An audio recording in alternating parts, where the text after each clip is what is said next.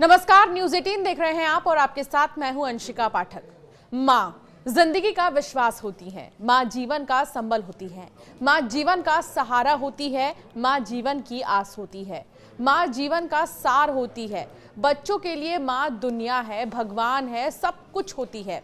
और रही बात बच्चों की, तो बच्चों से ही माँ है। बच्चे माँ की दुनिया होते हैं। औरत चोर हो, डाकू हो, कातिल हो, कुछ भी हो, लेकिन वो अपने बच्चे के लिए सिर्फ माँ होती है।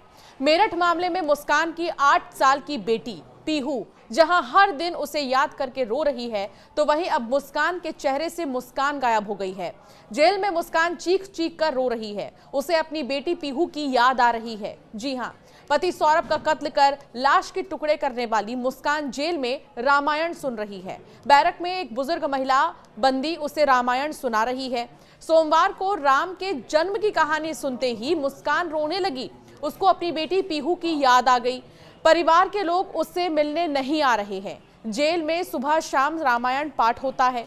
मुस्कान रोज उसे सुनने जाती है।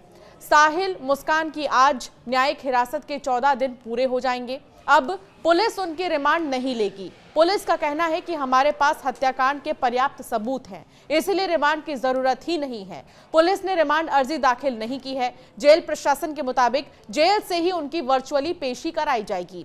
तय है कि कोर्ट उनकी न्यायिक हिरासत को बढ़ा देगी। फिलहाल मुस्कान और साहिल जेल में ही रहेंगे।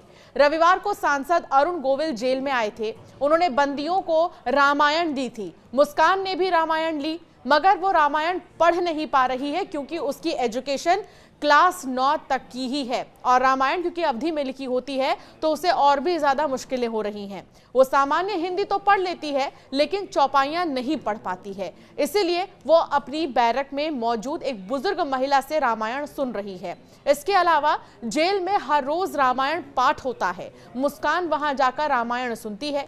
तो वहीं जेल सूत्रों के अनुसार जेल में मुस्कान को दूसरी बंदी महिला ने रामायण का बालकांड सुनाया। इसमें जैसे ही राम जन्म की कहानी आई, उसे सुनकर मुस्कान अपनी बेटी को याद करने लगी और चीख चीख कर रोने लगी।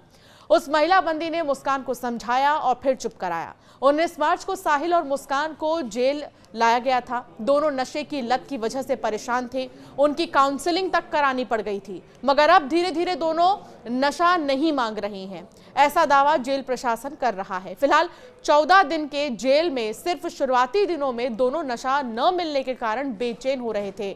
खाना नहीं खा रहे थे, सो नहीं रहे थे ठीक से और करवटें बदल रहे थे। उन्हें कुछ दवाइयां भी दी गई थी। अब दोनों अपनी अपनी बैरक में शांति पूर्वक बैठे रहते हैं। मुस्कान अब सिलाई कढ़ाई के लिए ट्रेनिंग ले रही है, जबकि साहिल खेत पर सब्जी की बुआई कर रहा है। मेरठ में सौरभ राजपूत मर्डर के 27 दिन बीत चुके हैं। इस हत्याकांड में 3 स्तर पर जांच चल रही है। पहली पुलिस के स्तर पर, दूसरी फॉरेंसिक जांच हो रही है और तीसरी cyber cell. Police case diary, cyber cell की मोबाइल जांच के बाद अब फॉरेंसिक टीम की जांच में कई चौंकाने वाले खुलासे सामने आ रहे हैं।